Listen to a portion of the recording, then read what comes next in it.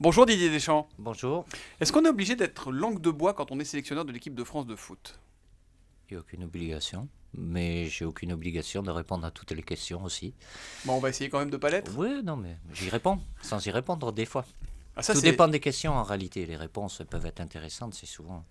ça vient Ça de la dépend question souvent. beaucoup de la question, donc la pression est sur vous. Bon, je vais essayer de m'appliquer. On est à 5 mois maintenant du début de la Coupe du Monde. Ça fait quoi un sélectionneur en plein mois de janvier quand tous les joueurs sont accaparés par leur championnat? Ça réfléchit, ça regarde les matchs, bien évidemment, pour voir les joueurs, l'évolution des joueurs, parce qu'on a un match amical le 5 mars contre les Pays-Bas. Mais honnêtement, votre liste de joueurs, les 23, vous les avez à peu près en tête là?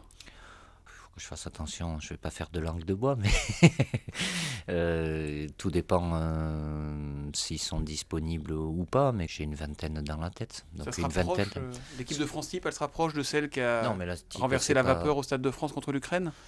Mais ceux qui étaient là et qui étaient sur le terrain ont répondu aux attentes. Pas que ceux qui étaient sur le terrain, Ça veut dire dans, que dans le groupe. Ribéry, Benzema, Valbuena, Pogba, Matuidi, Cabaye. À partir du moment où ils n'ont pas de soucis physiques et qu'ils sont performants dans leur club, oui. Evra Ça- sera du ça- voyage? C'est déjà décidé dans votre tête? Là, vous faites des cas particuliers. Donc, Ouais. et si vous me dites que c'est les 11 qui ont débuté, je crois qu'il a débuté et qu'il a joué. Donc a priori, il est sur la liste. Il n'y a pas d'a priori. Le patron de cette équipe de France sur le terrain, ça sera Ribéry? C'est Ribéry? Si on parle de Franck, c'est un leader technique. Il y a d'autres formes de leadership, mais lui, de par ce qu'il est capable de faire et parce qu'il fait des différences, et comme il fait partie des tout meilleurs joueurs mondiaux, donc évidemment. Il y a un de vos prédécesseurs qui est aujourd'hui consultant chez nous, à Europe 1, c'est Raymond Domenech, et il a une question à vous poser. Didier, bonjour. Dis-moi, il y a la Coupe du Monde au Brésil, c'est sûr, tout le monde le sait, et on ne peut pas le rater.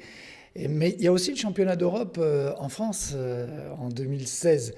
Est-ce que finalement, ce 2016 va pas contrarier un petit peu ou influencer ton choix de la liste? Est-ce que tu vas écarter des joueurs un peu plus anciens pour mettre des jeunes, pour préparer cet Euro 2016 qui me paraît, moi, capital pour l'avenir du football français. On a besoin de réussir, donc ça me paraît important. Alors, vous répondez quoi, Raymond Domenech? Ça va être la Coupe du Monde, c'est un tour de chauffe pour être au top en 2016? Pour moi, c'est inconcevable de galvauder une Coupe du Monde. En plus, elle est au Brésil, mais n'importe quelle du monde. On ne va pas à une Coupe du Monde pour dire on se prépare pour. La Coupe du Monde, c'est la plus belle compétition, la plus grande compétition qui puisse exister. Donc, Il paraît que vous aimez beaucoup Claude Onesta, le sélectionneur de Oui. l'équipe de France de hand. Tout à fait. Qu'est-ce que vous aimeriez prendre chez lui? Ces titres. C'est palmarès, ouais. Non, j'aime bien l'homme, même si je ne le connais pas très bien. Et dans ce qu'il peut dire, je partage pas mal de ses avis, quoi. Et alors, quand est-ce qu'on aura une équipe de France de foot aussi accessible, aussi sympa que l'équipe de hand? Vous les avez vus rentrer en début de semaine à l'aéroport, ils vont signer des autographes, ils sourient, ils sont hyper accessibles. On va le voir, ça, chez les Bleus? C'est valable pour toutes les équipes qui gagnent. Toutes les équipes qui gagnent, elles sont magnifiques, elles ont le sourire, elles sont accessibles, elles sont disponibles. Et- J'ai connu ça aussi, hein. Mais alors, puisqu'on m'a dit qu'on faisait pas de langue de bois, ils sont quand même souvent fermés, les footballeurs de l'équipe de France. On leur a beaucoup reproché. Il y a une sorte de malaise entre l'opinion et eux, non? Vous étiez au Stade de France contre l'Ukraine. Hmm. Vous avez senti un malaise. Non, mais Après que vous en parliez, que ça soit écrit, C'est un que truc les de journaliste. sondages soient. Après, je suis pas là pour faire. Hein. Mais moi, je n'ai pas ressenti ça. Après, il y a des gens qui n'aiment pas le football ou qui le détestent. Cela, on ne pourra rien y faire. Au-delà de ça, après, pour approfondir un petit peu, la quasi-totalité des joueurs qui sont là, mis à part sur la dernière convocation, Franck Ribéry et Eric Habital, qui ont connu 2006 avec une finale de Coupe du Monde, tous les autres, ils ont connu que des choses négatives, voire très négatives. Donc le lien qu'ils avaient avec ce maillot de l'équipe nationale n'évoque pas de souvenirs positifs. Là, ils ont en commun quelque chose de ultra positif. Parce que les joueurs qui spontanément ont décidé de chanter la Marseillaise tous ensemble et agiter les ça fait drapeaux. tellement longtemps qu'on attendait ça, Mais qu'on oui, espérait mais ça. c'est l'événement, c'est le scénario aussi. Pourquoi? Je reviens à ce que je vous ai dit avant. Quand vous gagnez un match, si on ne le gagne pas, le match, si on ne se qualifie pas, Il y aurait eu beaucoup plus de questions. Je serais certainement peut-être pas là ce matin pour y répondre. Mais voilà, quand il y a victoire, forcément, tout le monde est heureux et les Et joueurs cet état d'esprit, vous pensez que vous allez réussir à l'emmener au Brésil? C'est ça ce que vous voulez? Ça compte pour vous dans la préparation c'est du groupe? le maintenir dans le temps et arrêter ou arrêtons, je m'y mets dedans, même si moi je...